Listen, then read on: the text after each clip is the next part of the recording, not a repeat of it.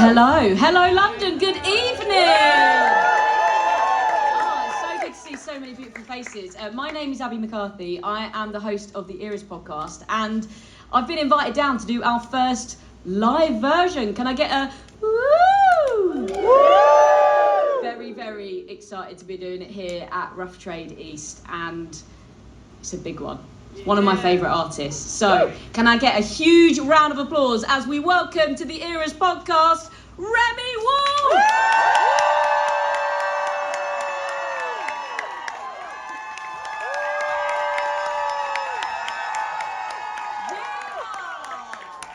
She's here. Thank you. Wow. Aren't your fans the best? That is such a lovely reception. Thanks for coming, everybody. How was it to be in London? Do you like London? I like London, yes. I I just got off tour yesterday.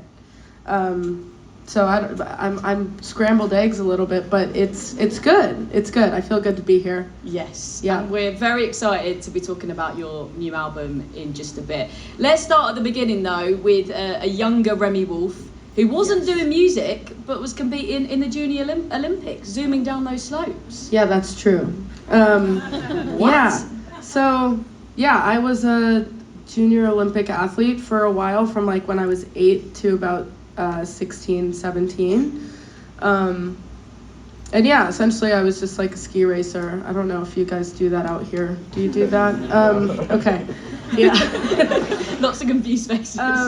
Yeah, I like went through the gates, hit the poles, people like to say. Did that, was doing that like really competitively, but was also kind of doing music at the same time. Because I started singing when I was in like 4th grade. You guys don't have 4th grade either. I was like 8 years old.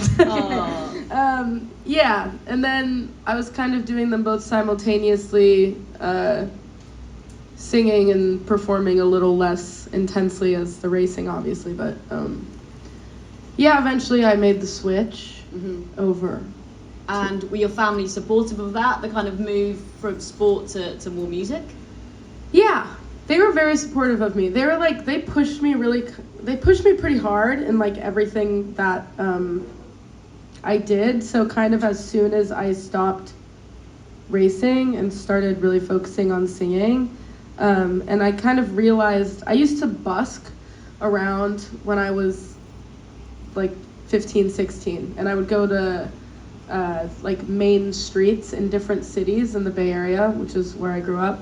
And me and my friend would like, put out like a hat or a fucking guitar case, and we would busk and sing Kings of Leon songs and shit. And we would make like a lot of money. Oh, okay. Like we would go for 2 hours and we'd probably make like $200, which for me at the time was like crazy. I think it's also because we were like two cute like little high school girls trying to like do something. I'm sure we sounded like shit, but but yeah, I think as soon as we started doing that, we kept doing it like every weekend, and I was like, I feel like I could do this as a thing. And then I just kind of went balls to the wall and started I put together a band and like really started performing around the Bay Area, and then yeah, just went really hard. And yeah, I think busking is such an art because people aren't there to see you, are they? They're rushing here, there, and everywhere. Do you think that's helped give you confidence as a performer and kind of, giving people something to watch? Yes, absolutely. I've been having to busk and like doing open mics, which we also did. I was also in this after school program where we would put on a recital every 2 weeks. And I was performing with a bunch of other kids who are my age, and we were like putting on legitimate shows for our families and whatnot, but like I was performing at least like 3 times a week. Oh wow. Like not very serious performances, but it gave me so much experience really early on in my life, like reading people and what they want to see, what they like to see, like what gets a reaction, what doesn't get a reaction, what like vocally I like to do, what vocally people like to hear. I think I learned a lot about all that, when I was in high school. Yeah, that is a good education for sure. And then you started writing, recording, and releasing your own music at the start of 2019. So, what do you remember now of that era? Of the 2019 era? Yeah. Okay. Do you remember like the beginnings? Were you terrified? Were you excited? Because releasing independently at that point, right? Dude, I had no thoughts in my brain. I was just running on pure instinct because I just graduated from college. I went to music school. It's called USC in Southern California, in LA. And I just graduated, which is more than a lot of music school students do. That is so true. Yeah. Yeah. Yeah, get comfy. Yeah, I just graduated. I was an absolute crazy partier at that time of my life. I was like going nuts constantly, and so I was just like running off of fumes. But I was in music school, so I was making so much music all the time. I lived in this big house with 11 other musicians, so it was us all in this like essentially trap house. But we were jamming and throwing parties and throwing shows and like producing music and writing music together constantly. Like that was kind of my second education to school.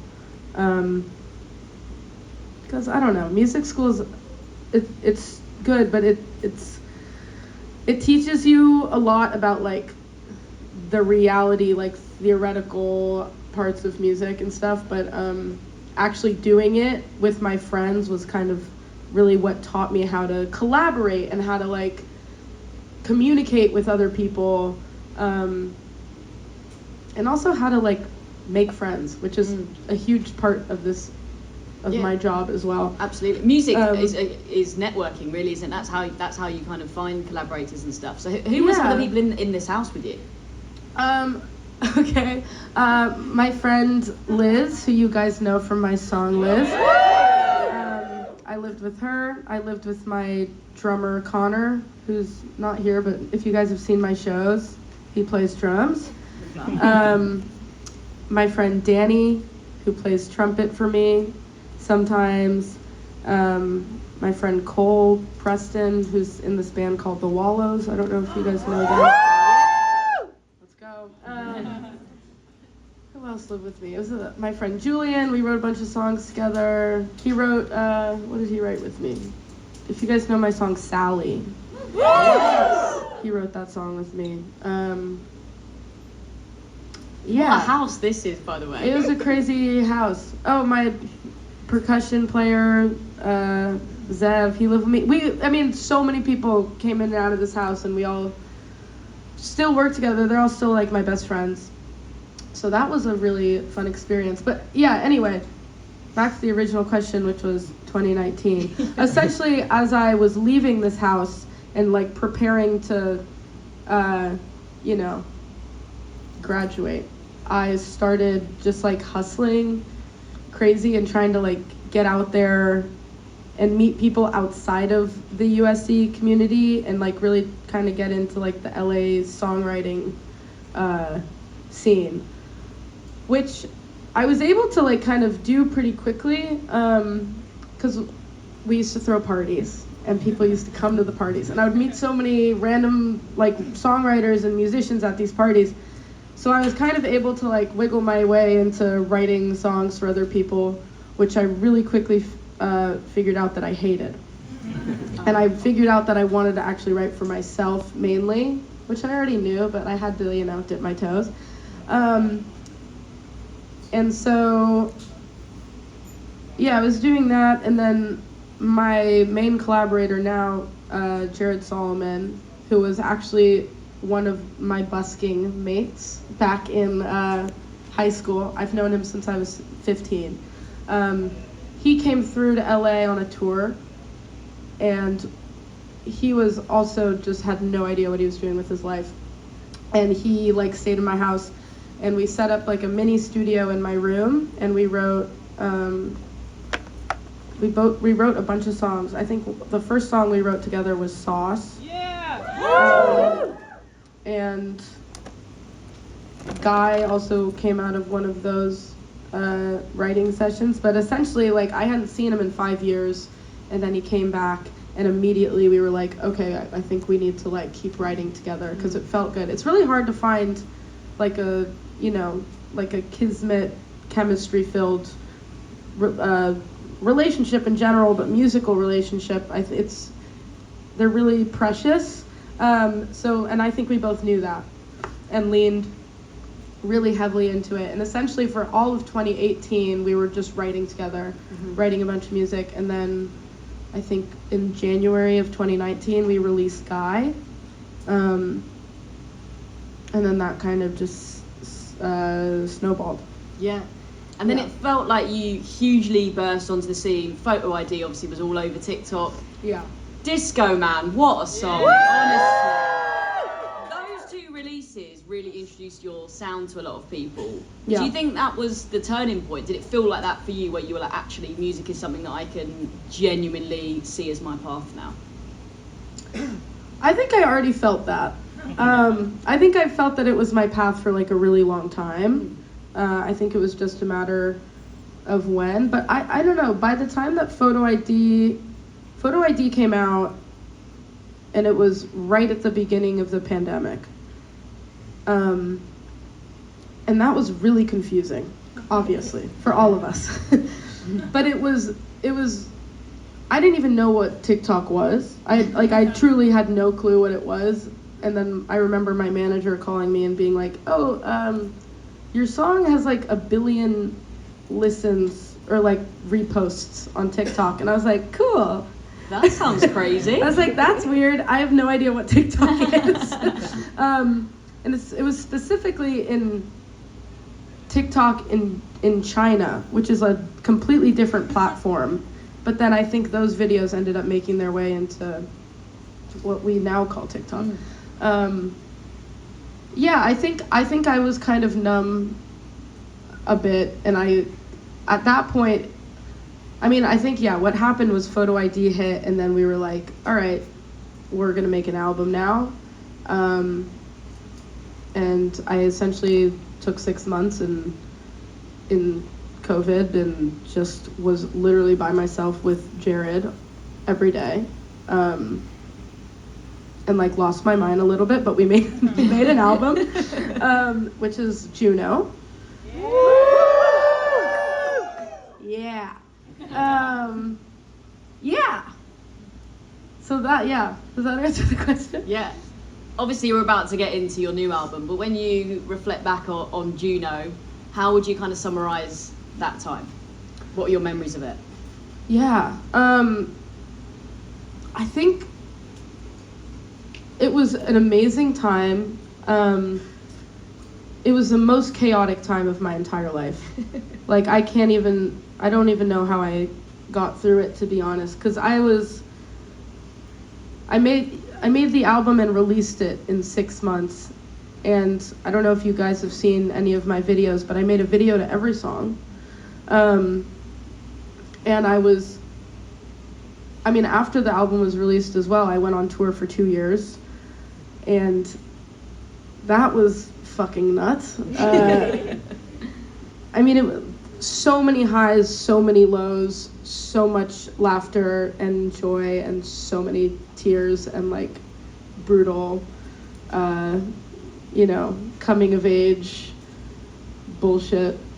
Yeah, it was nuts. I'm glad I'm out of it. I'm glad it happened, but I'm kind of glad that I'm now blossoming into somebody who has a little bit more footing of like what's going on. Do you feel like you've grown a lot as a person, and just your place in the industry, you understand it all a bit better? Yeah, I had no idea what I was being thrown into, essentially. And this industry, like, really, it just throws it at you, and it's Yeah. it's just go go go go go. Like when it's go time, it's really go time. And I was a baby. I was 25. Like I was 24. Yeah, and I had no. My life just so drastically changed in like a split second with COVID and with getting signed to a label and with like people liking my songs. And yeah, it was like a huge adjustment that I think took me a while to wrap my mind around. And I think that this next album, Big Ideas, which is yeah, I think this album was it's about that coming of age. It's about my coming of age story and like kind of me synthesizing and processing all these lessons that I went through during this 2-year touring period. Because I'd go out on tour and then I'd come home and I'd be home for like a week.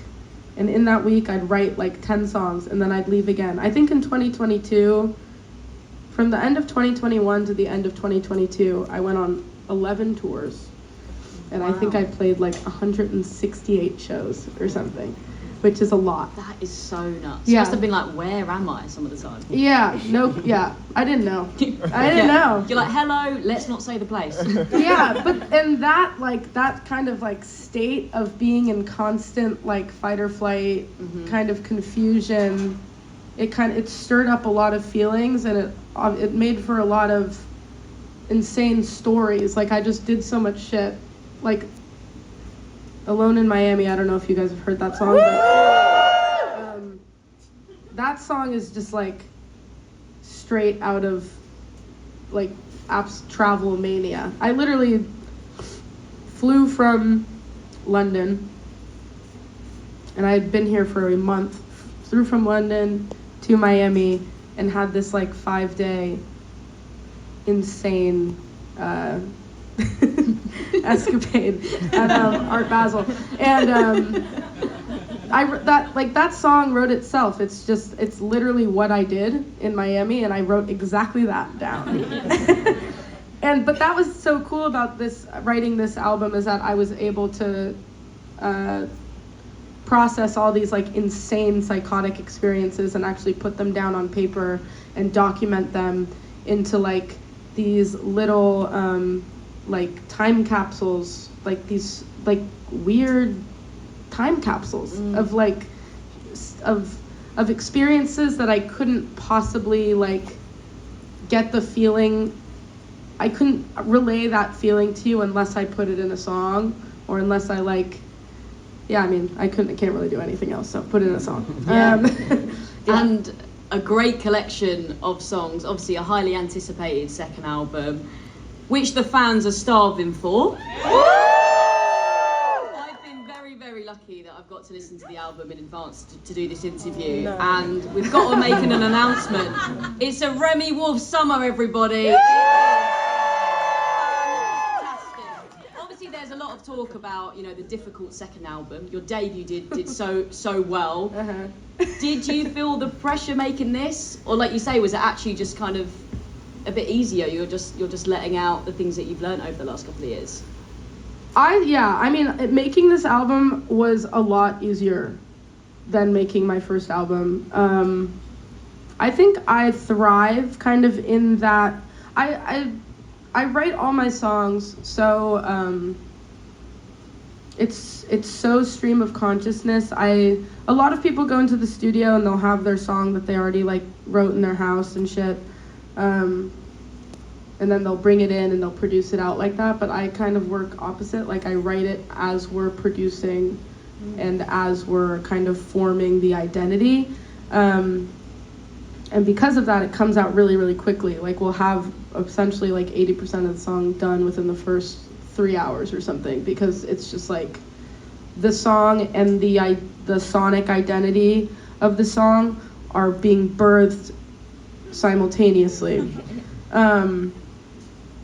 And I think it's just the way that me and my friend Jared work together. We are both incredibly ADHD in the studio. And me, oops. It's gonna be hectic tonight. Yeah, and but once we like lock in, we're able to focus really, really well. But we have to get it done in that moment, or else it's gone.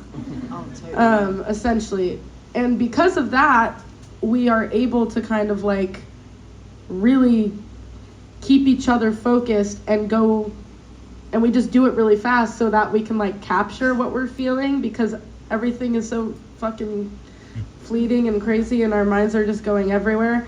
But that's kind of how I write, and because of that, and because of kind of like I had this time containment of like I had, you know, a week or 2 weeks between all these tours I was doing, it kept me so focused, and like very expressive and like free, and it was just so fun. Yeah, I just had a great time. We've got to talk about Jared. It feels like, you know, his name keeps coming up. Yeah. But the fact that you've known him, you know, since you were at school must be so nice. So when you're in the studio, it's just a safe space, I guess. So you could just express yourself however you want to. Is that what makes that bond so special? Yeah, I think we're so comfortable with each other. We've known each other for 12 years, and we just understand. And we're just able, we also dated, and so there's that. Yeah, we were friends, and then we dated, and then we were friends again, and we also have all these songs. We have these like songs. Joint custody. We don't have. Oh my God, if we had babies, I don't know what I'd do. But yeah, I mean essentially we have joint custody of all these songs. And they truly are like children out running around in the world. But we have divorced energy, so so like, yeah, we're in the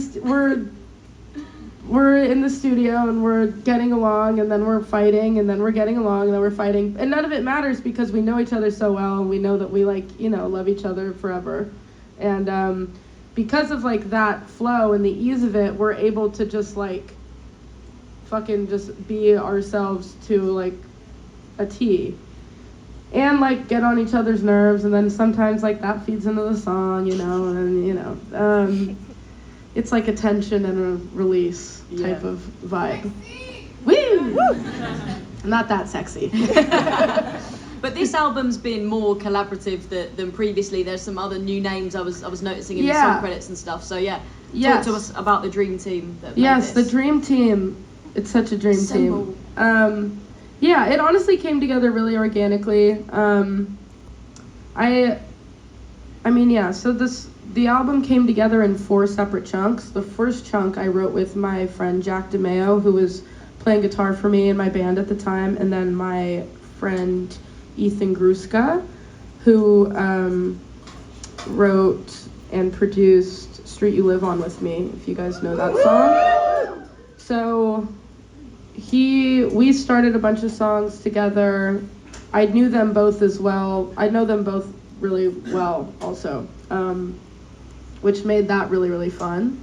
And then the second kind of leg of the album came together with this guy named Leon Michaels, and then his band called the Dap Kings.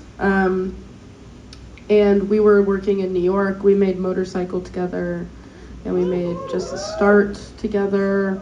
And then, the third leg is where Jared showed up. That was Jared, Carter Lang, who does like all of SZA, and then this guy named Knox Fortune, who's an incredible producer and writer. And that came together really organically. We were working at this studio called Electric Lady in New York. And okay, you guys know it. Okay, cool. Iconic studio, amazing studio, best studio ever. We were upstairs, and Carter was downstairs with a very big artist, I don't think I can say. But he was downstairs, and he kept like, we're friends from LA, and he kept running upstairs and being like, all right guys, what are you doing? What are you doing? What are you doing? And we're like, we don't know. And he was like, okay, I'm gonna play some synth. So he kept running up and down the stairs to kind of like hang out with us. And eventually when his sessions were over down there, I was like, do you want to come in and just stay and write with us for a while? So he ended up staying. I was introduced to Knox through Carter, and I met him for like 30 minutes, had no idea. I'd heard his name just from Carter and Jared because they were friends with him, and met him for 30 minutes, and I was like, all right, just come. And he just started coming like every day. Very fast friends and like very fast collaborators, which is really special. And then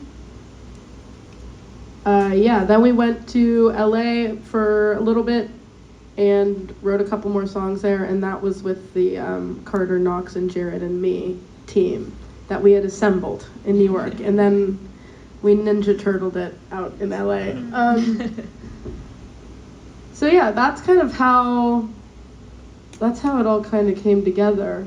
Very organic and fluid, and me just kind of like following my vibes around the world in like a hazy, strange state of confusion and clarity. Vibes queen. Yeah. I mean, there is a lot of detail in your music, which I think is what makes it so special. You know, whether it's stacked vocals, horn sections, clever wordplay, it's just absolutely packed in. I feel like there's something always to keep your attention. I don't know if that's kind of back to an ADHD thing. And I wondered, Maybe. Are you a control freak when you're creating? Yes. Or Yes. Or to say, are you open, or do all the ideas have to come from you initially?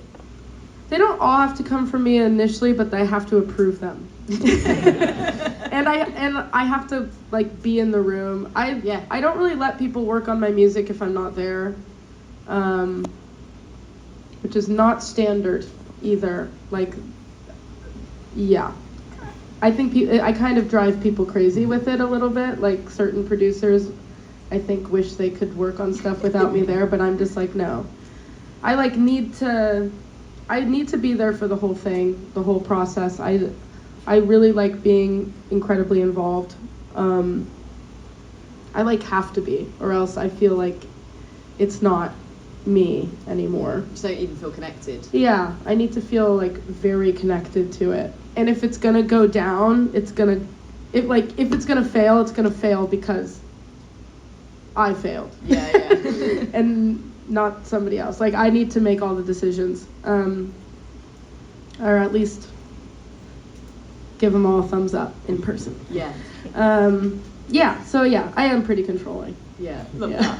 I know the fans will want to know more about this. I'd be fascinated to find out more about the way that you write and create music, because that's the thing that we don't get to see. We don't get to kind of come in the studio with you, because your music, as we've said, is creative, it's different, it's colourful.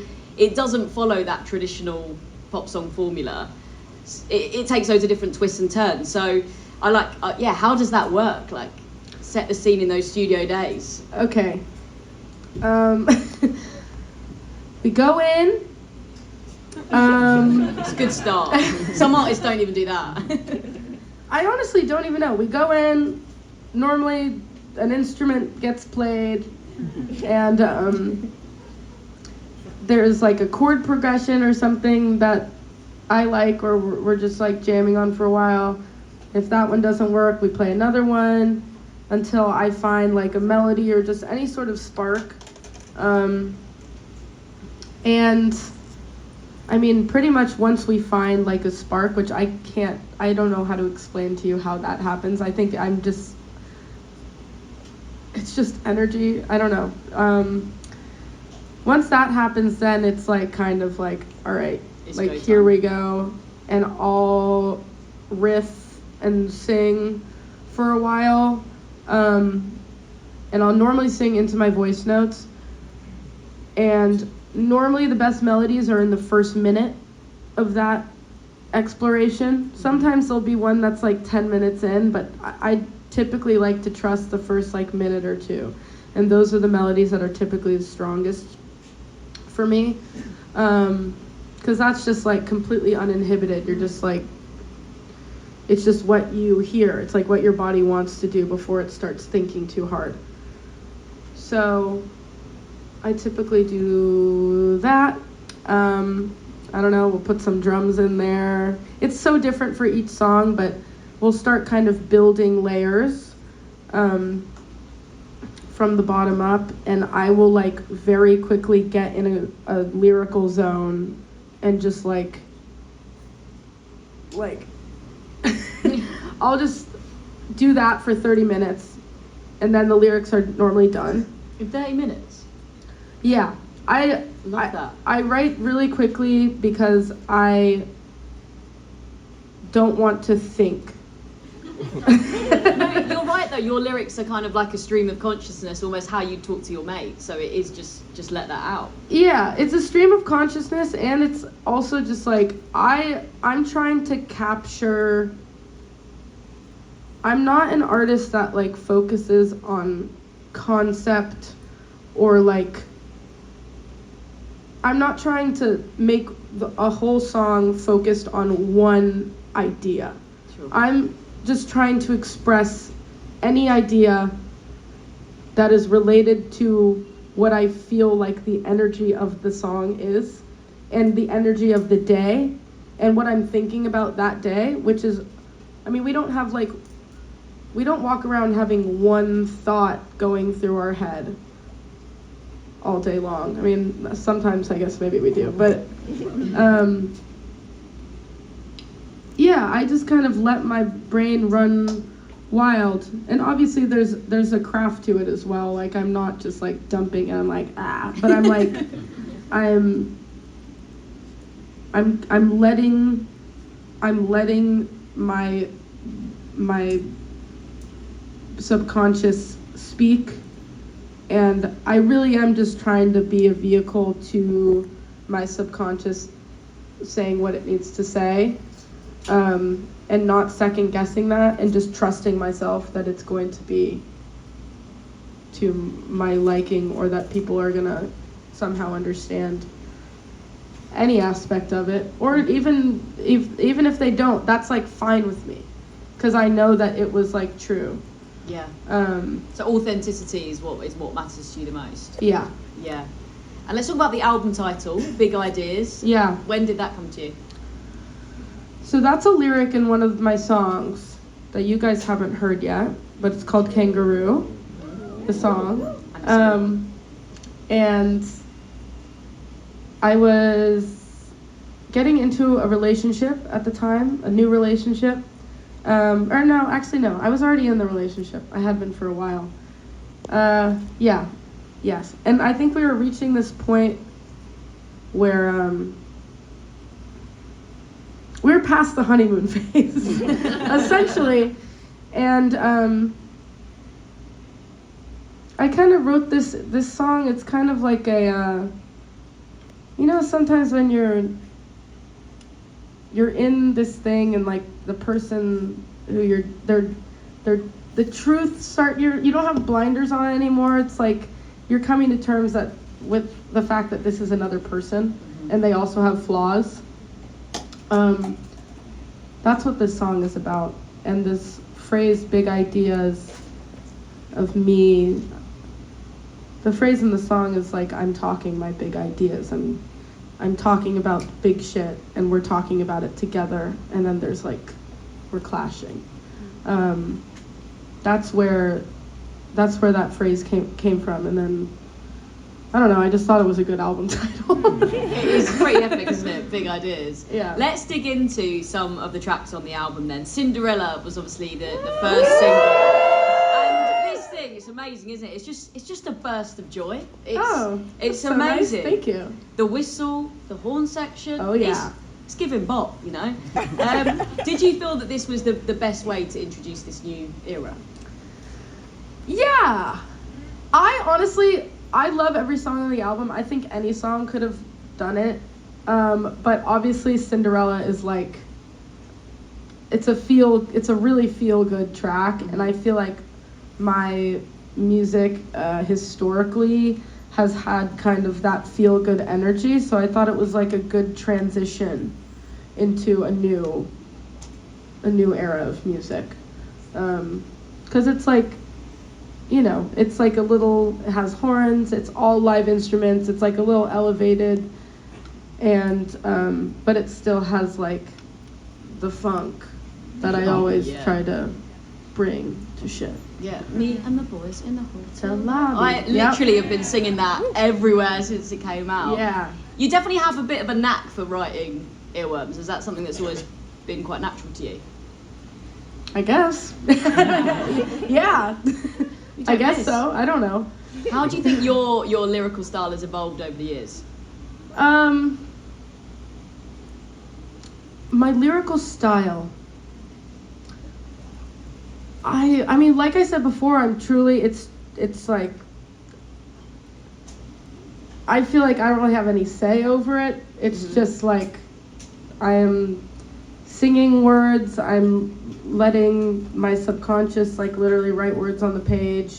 Sometimes I'll be singing and a word will come up or a phrase will happen, and then I will like take that and kind of run with that. And I think I'm still kind of trusting that process. Yeah. Do you think you used to overthink back in the day and now you're a bit more free? Was that always been natural? I think it depends on my environment. If I'm in an environment and with people who kind of have an equally free mindset, then it's the easiest thing ever. If I'm with sometimes you'll get in a room with somebody who's like a songwriter, and that can stress me out and make me feel weird and self-conscious, and then I can't write. Because like you were saying, like there's a lot of pop music that has like this structure to it, and like this concept format where you're really trying to relay this concept and like get every verse to kind of tie into this concept. And I think having those restraints really freaks me out. So if I'm in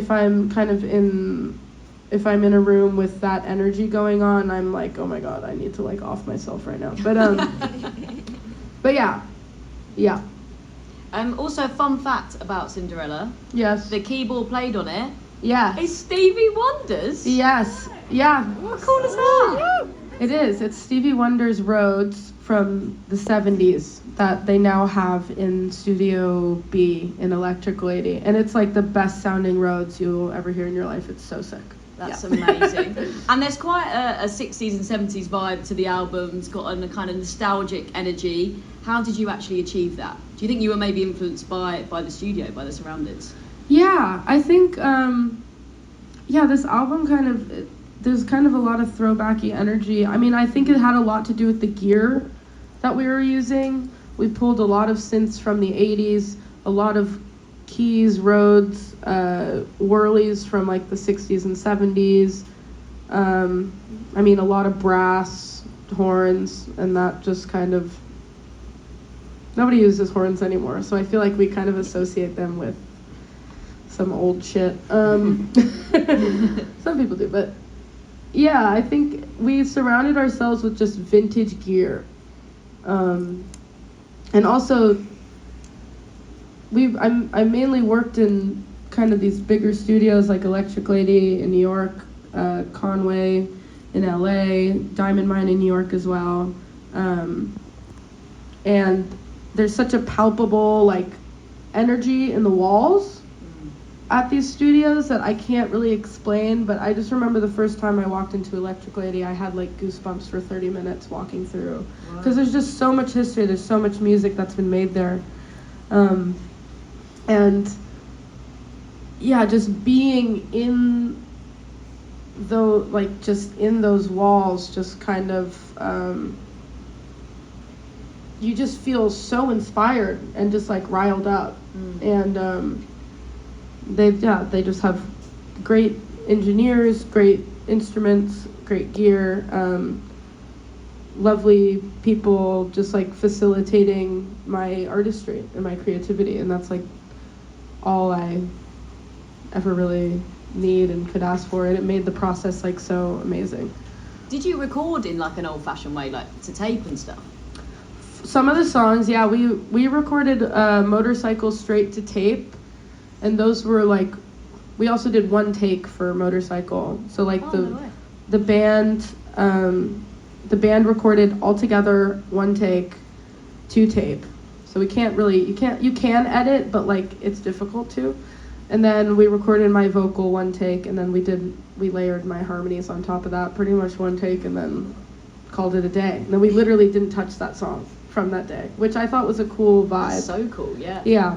It's all just very instinctive. Yes. Yeah.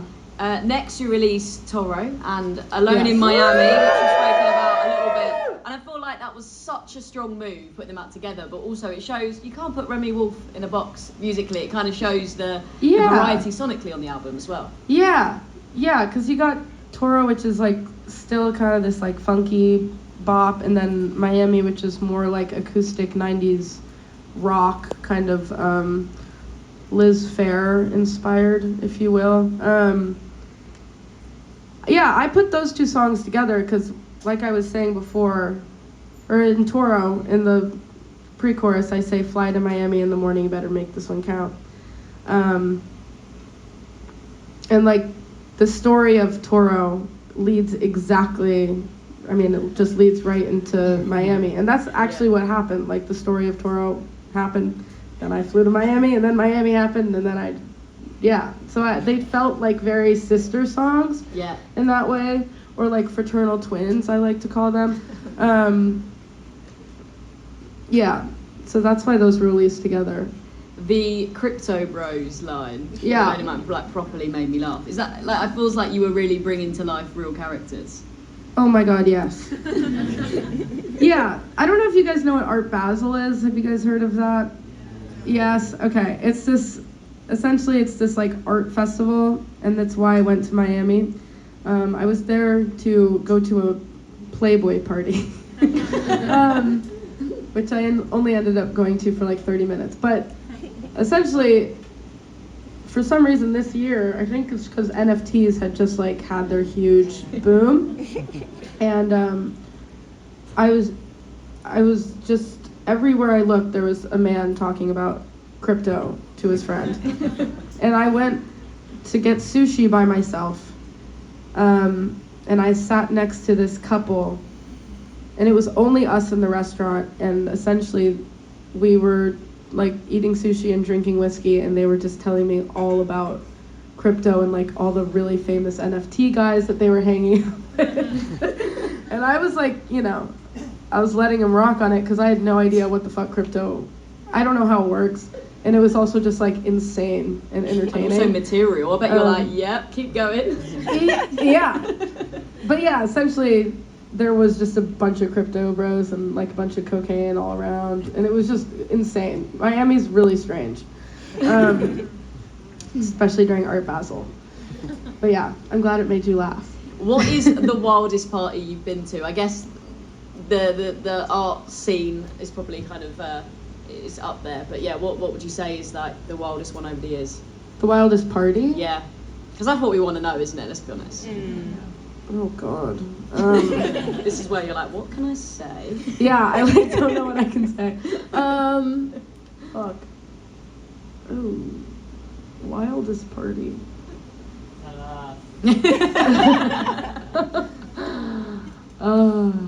I don't know. I've been to a lot of parties. I mean, fuck. I honestly can't answer this question. Would you say you're still a party person now? In a way, I guess. I've never really been like a party person. I've always kind of just liked getting like lit with my friends. Like that's been my vibe more than like going out to a party and like clubbing and shit. Like I definitely don't go clubbing. I don't do any of that. Like if anything, I'm like just drinking wine in my house. Like that's kind of the vibe. Or like I'll go out and go to a house party. I love a house party. Oh, that's the best. Ultimate. Yeah, that's just fun. No pressure. You can be sloppy if you need.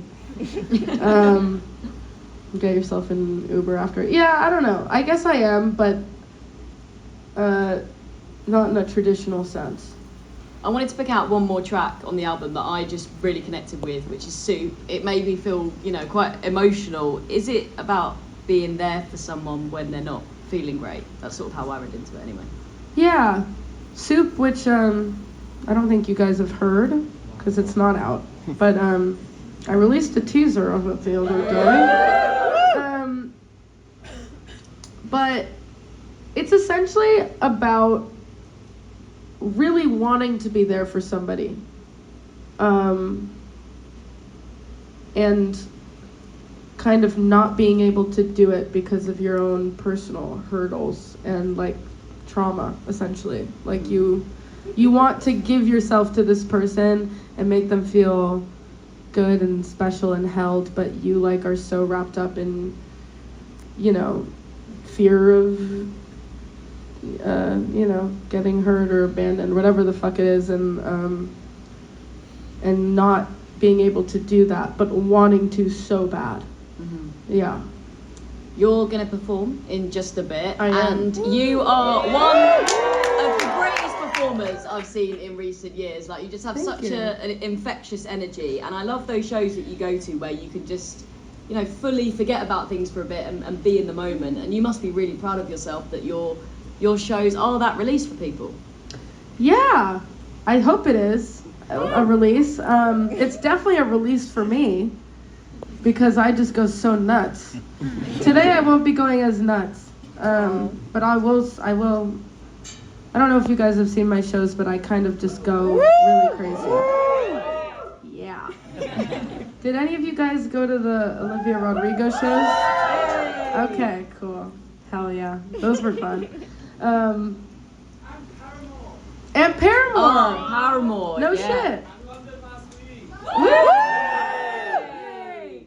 Wow. I love seeing all the photos of you and Paramore when you were on tour, because sometimes when you're the opener, you actually can just be left to your own dressing room. You don't always bond, but it looked like you guys had a genuine friendship. So yeah. How was that? They're so nice. They're like the sweetest people ever. And yeah, they've been like touring and they've been doing this shit for 20 years, and they're so locked in. They're also comfortable, so friendly, so down to connect and have deep chats, and yeah, they were really, really lovely to tour with and so inspiring to watch every night. I mean, Hayley Williams is just an icon. Her live vocal, yeah. Wow, just something else. It's isn't it? insane. I don't even understand how it's happening. And yeah, Taylor was so sweet. Zach was so sweet. My friend Brian Jones, who's in the band now, that was a nice bridge because I've known him for years and years and years. We went to school together. So it was kind of nice having him to kind of like shepherd us into the vibe. But yeah, that was a really fucking fun tour. I love that tour. Yeah, I bet. I know there is so much more to come from you, Remi Wolf, but for now, thank you so much. Thank Remi you. Wolf!